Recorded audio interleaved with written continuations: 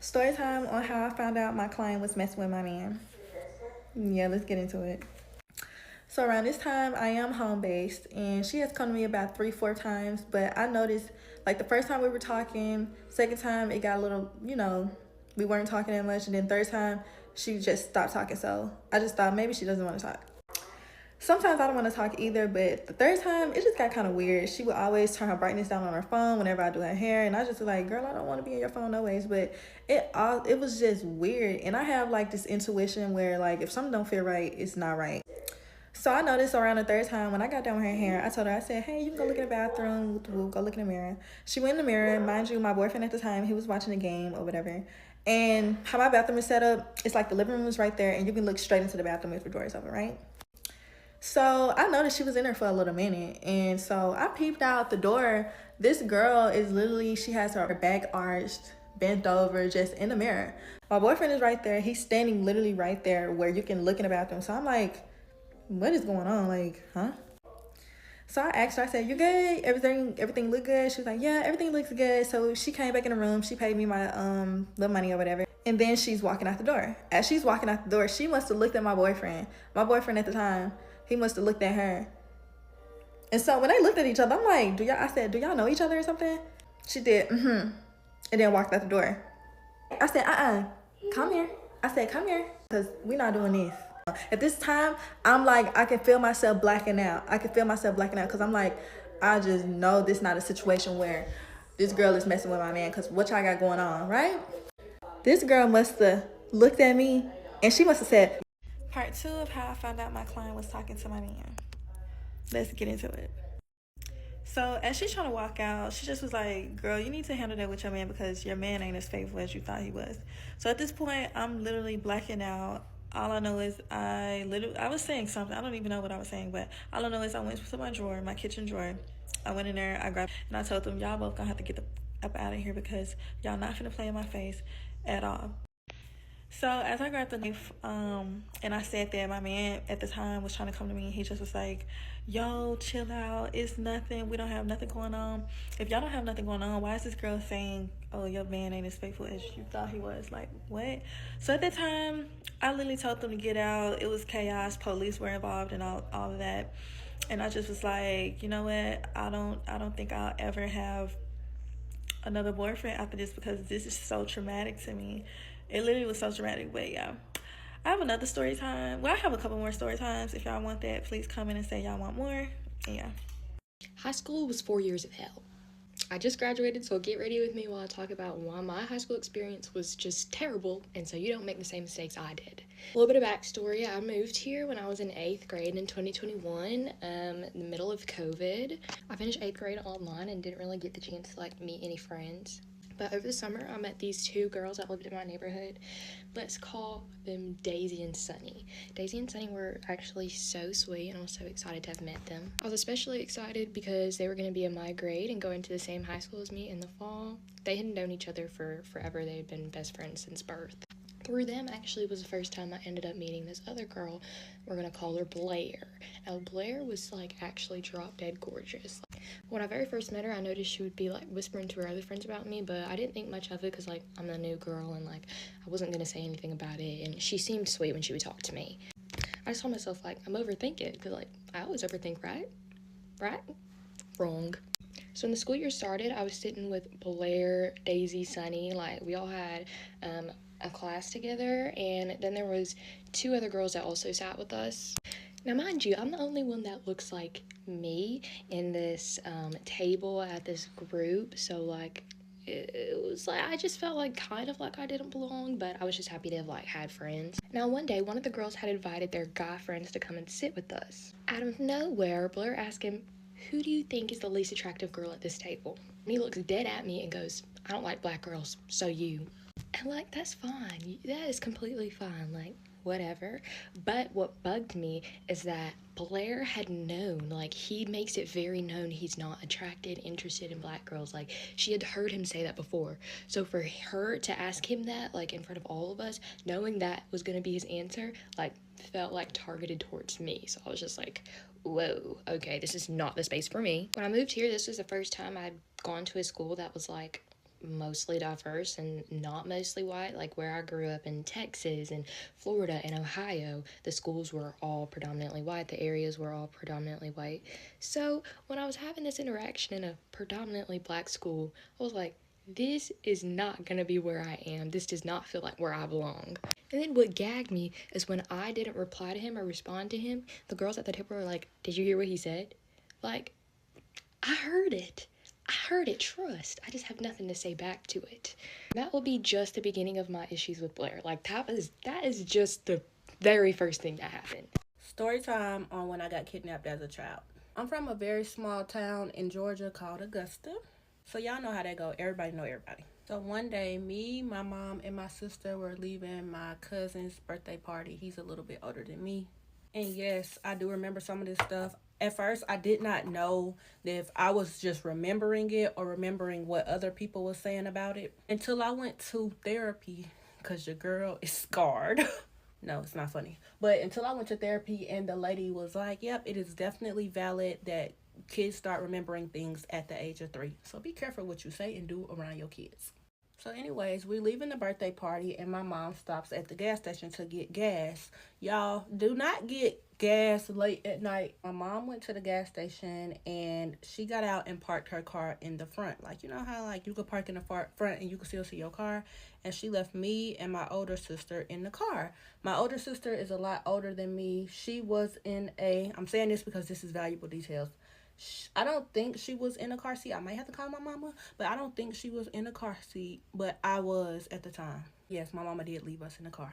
Not too much on my mama. Because y'all was staying home at this age by y'allself and y'all mama was saying don't open the door for nobody. So, not too much. My mama went right in for whatever she was getting and she left us. As my mama goes in the store, some men pull up in a white van. So, that's why I call white vans kidnap vans. And my mom had a car that everyone pretty much wanted at the time, I guess. It was a green Cadillac with rims. I guess everybody wanted that back in the day. So he really wanted the car. He came up and was looking at the car. My mom, of course, runs out the store when she sees him come up to the car. So when my mom come out, he holds her at point. I can't say the word because TikTok might take the video down. And of course, my mom is being a mom, like, I just want my kids. You can have the car. This. He not trying to hear all of that. He gets in the car and pulls off. By the way, this full story time is on my YouTube channel. I'm just going to tell it on here because I be saying little stuff about the situation. And people be like, what? You got kidnapped? So now I'm retelling the story again for TikTok. So he pulls off and my sister is older at this point. And like I said, she's not in a car seat. So she's talking her junk like, saying, you know, you got my mama car, this. I'm younger in the car seat. And my sister starts fighting back. And my sister, she been a fighter, like, everything. My mama had to call the police on her and everything. Y'all want story time on that? I think she took something that was in my mama's backseat and, like, knocked him upside the head with it. So he was like, I ain't got time for that. Threw her out the car. It's cars coming in the street and everything. Threw her out in the middle of the street. My sister was safe, thank God. I think my mama ran and came and got her, y'all. I'm really starting to forget some of the stuff, and I think it's because I might got a little PTSD because I used to remember this story like word for word, but because I've been trying not to remember it, I don't remember everything. So he puts her out in the car, and I think my mama comes running, of course, to get her, and like the ambulance comes check her out and all that, and he takes off in the car with me. I'm back with another story saying this how this girl came to me woman to woman.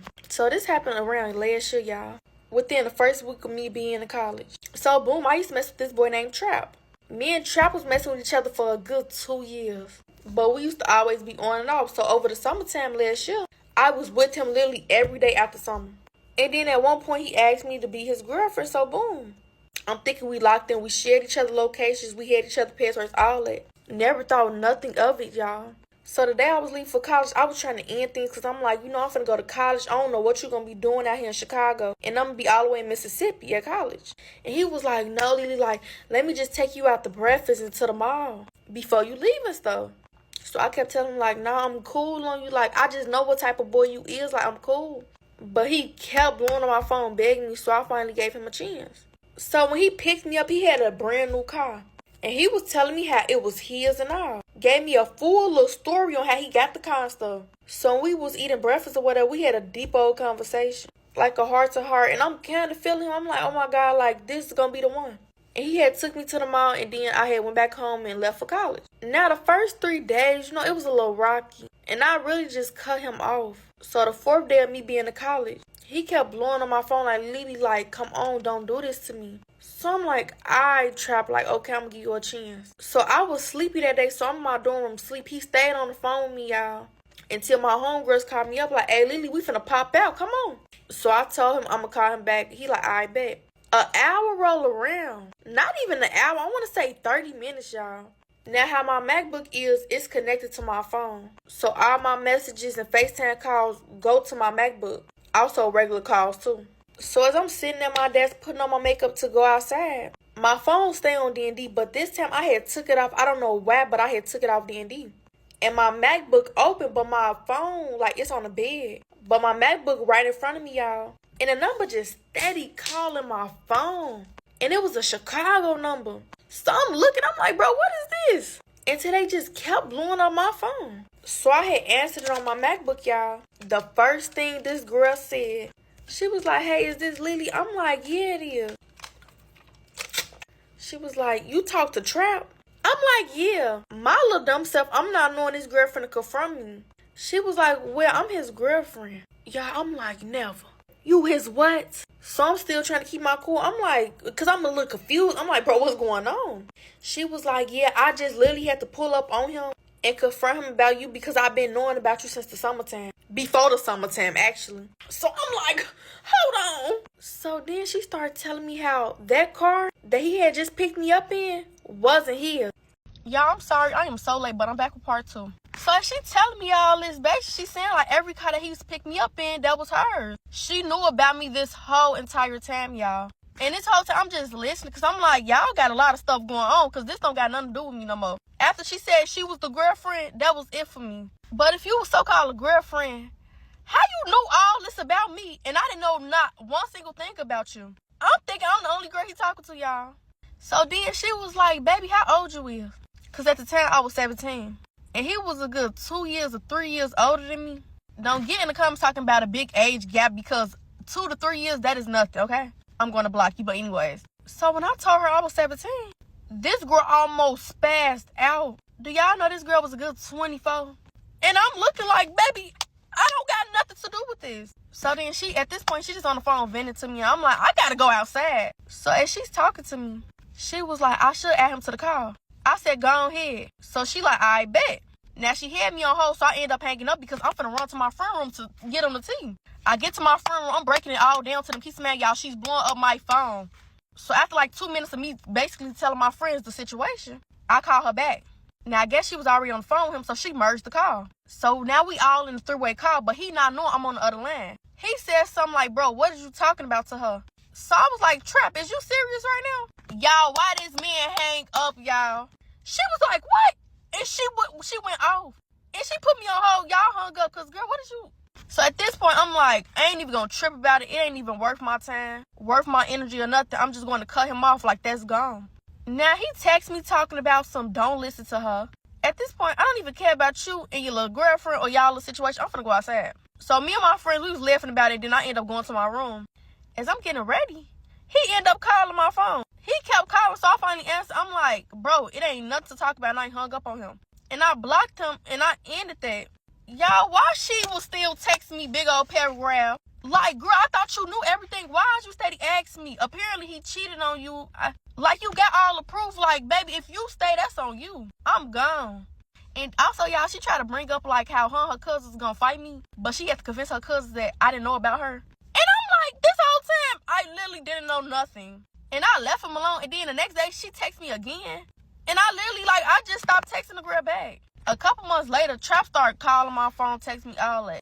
But I just literally, like, I didn't have no more interest in him. I just let him be. He literally just texted me, like, a couple days ago. Not even a couple. He texted me yesterday, y'all, because I had posted my picture the other day. And I didn't respond. But that's it. Also, y'all, go subscribe to my YouTube channel because I'm about to start my YouTube channel, post all my story times on my YouTube. So I give y'all more details and stuff. And I also apologize that I'm 5 days late. I was sick. And I've been outside. Imagine waking up out of your sleep and having the urge to go through your partner's phone and seeing a message that says, "The way you had me bent over in the mirror." Okay, story time. So I had just had my second child, and I don't know, we was both asleep at the time, and then I got the urge to wake up, and I had this eerie feeling like, I don't know, I knew something was off. So I decided to go through the phone. As soon as I opened up a phone, like a few minutes before I opened it, this girl had texted him, and she was like, "The way you had me bent over in front of the mirror," with some little emoji. Okay, so I text her off his phone. I was like, "When?" Mind you, I just had my daughter a month prior. She said in August. It was September. She said August. Oh my gosh, I was pissed off. So I decided to text the girl off my phone. So I'm like, "Hey, this is such and such girlfriend, da da da. I'm trying to see what's tea." So she was like, "Girlfriend? Such and such with a girlfriend? Ain't no way." So I'm like, what the fuck? Mind you, this boy had been telling me, "Oh, these girls know about you. Everybody knows about you, da da da da da." Which I already knew he was lying. They know about me, but they don't know that I'm your girlfriend. You just lying to them. So, oh my gosh. So she started telling me everything he told her, telling her how my mama died and how my first child, the dad wasn't around, so he was just helping me out or something like that. I'm like, I was beyond pissed. I was so pissed and hurt, because it's like, I've known this person my whole life. Like, that's who I thought was going to be my partner. So I'm just texting a girl, whatever. I leave it alone. I'm just thinking, like, I'm contemplating on what to do. So I get an idea. I'm like, okay. I screenshot the messages on his phone. I save it as his screensaver, and then I get my kids' stuff. I pack up a bag and I leave. So he woke up. He's blowing my phone up. Mind you, I'm outside of the apartments. I just parked somewhere else. So he's saying how he's so sorry and he this and that. Oh, it was just this, blah, blah, blah, blah, blah.